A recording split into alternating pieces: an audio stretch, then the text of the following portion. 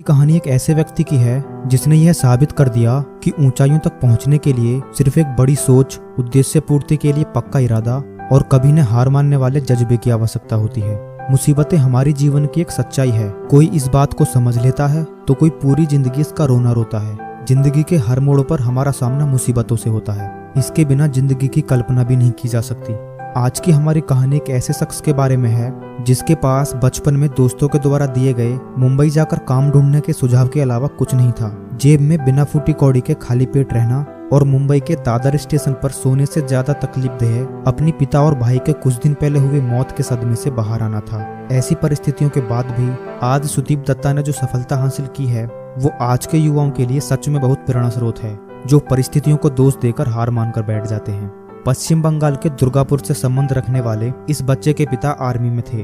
1971 की जंग में गोलियां लगने के बाद वो अपाहिज हो गए थे और ऐसी स्थिति में बड़ा भाई ही परिवार के लिए एक उम्मीद की किरण था। लेकिन आर्थिक तंगी के चलते परिवार बड़े भाई का इलाज न करवा सका और उसकी मृत्यु हो गई और उनके पिता भी अपने बड़े बेटे की मौत के सदमे में चल बसे। उसकी माँ उस बच्चे के लिए भावनात्मक सहारा जरूर थी, लेकिन उसके ऊपर 4 भाई बहनों की जितनी एक बड़ी जिम्मेदारी भी थी। अपने परिवार की जिम्मेदारी अब उसके ऊपर थी। उसके बाद दोस्तों के द्वारा दिया गया सुझाव तब सही साबित हुआ जब उसे 15 रुपए की मजदूरी का काम और सोने के लिए एक जगह मिली। सोने की जगह एक ऐसे कमरे में थी जहां 20 मजदूर सोते थे। कमरा इतना छोटा था कि सोते वक्त हिलने की भी जगह नहीं होती थी। 2 साल की मजदूरी के बाद उसके जीवन में नया मोड़ तब आया जब नुकसान के चलते उसके मालिक ने फैक्ट्री बंद करने का फैसला किया। ऐसी कठिन परिस्थिति में नई नौकरी ढूंढने के बजाय फैक्ट्री खुद चलाने का फैसला किया और सन 1975 में अपनी अब तक की बचाई पूंजी और किसी तरह दोस्तों से उधार लेकर 16,000 रुपए इकट्ठा किए। फैक्ट्री खरीदने के लिए 16,000 की राशि बहुत कम थी, लेकिन सुदीप ने 2 साल का मुनाफा बांटने का वादा कर किसी तरह फैक्ट्री मालिक को मना लिया। सुदीप उसी फैक्ट्री का मालिक बन चुका था जहां कल तक वो सिर्फ एक मजदूर था। 19 साल का सुदीप, जिसके लिए खुद का पेट भरना एक चुनौती थी, उसने 7 अन्य मजदूरों के परिवार को चलाने की जिम्मेदारी ली। एल्यूमिनियम पैकेजिंग इंडस्ट्री उस समय अपने बुरे दौर से गुजर रही थी। जिंदल एल्यूमिनियम जैसी कुछ गिनी चुनी कंपनी अपनी आर्थिक मजबूती के आधार पर मुनाफा कर पा रही थी।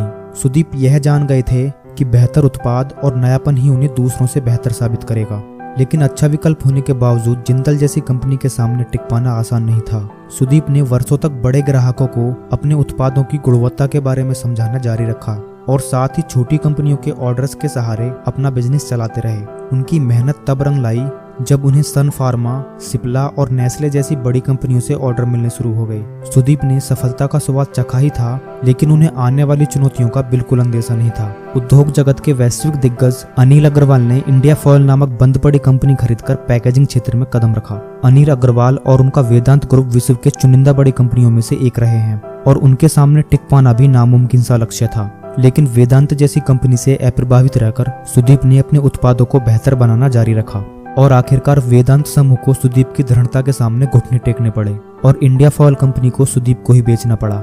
इस डील के बाद वेदांत समूह पैकेजिंग इंडस्ट्री से हमेशा के लिए विदा हो गई। इस उपलब्धि के बाद सुदीप ने अपनी कंपनी को तेजी से आगे बढ़ाया और फार्मा कंपनियों के बीच अपनी एक पहचान बनाई। सन 1998 से 2000 तक उन्होंने 20 प्रोडक्शन यूनिट स्थापित कर दिए थे। आज सुदीप की कंपनी एसडी एल्यूमिनियम अपने क्षेत्र की नंबर 1 कंपनी है और साथ ही बॉम्बे स्टॉक एक्सचेंज और नेशनल स्टॉक एक्सचेंज की सूची में भी शामिल है। अपनी अभिनव सोच के कारण उन्हें पैकेजिंग इंडस्ट्री का नारायण मूर्ति भी कहा जाता है।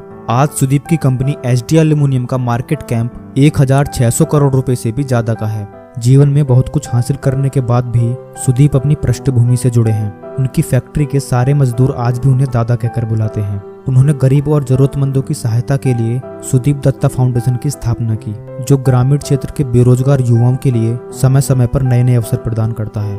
दोस्तों, अक्सर देखा जाता है कि हम लोग अपने दुखों के लिए हमेशा आंसू बहाते रहते हैं और अपने अभावों को ही नसीब मानकर पूरा जीवन गुजार देते हैं। लेकिन कुछ लोग ऐसे भी हैं जो हालातों को अपना नसीब नहीं बनाते, बल्कि अपना नसीब खुद लिखते हैं।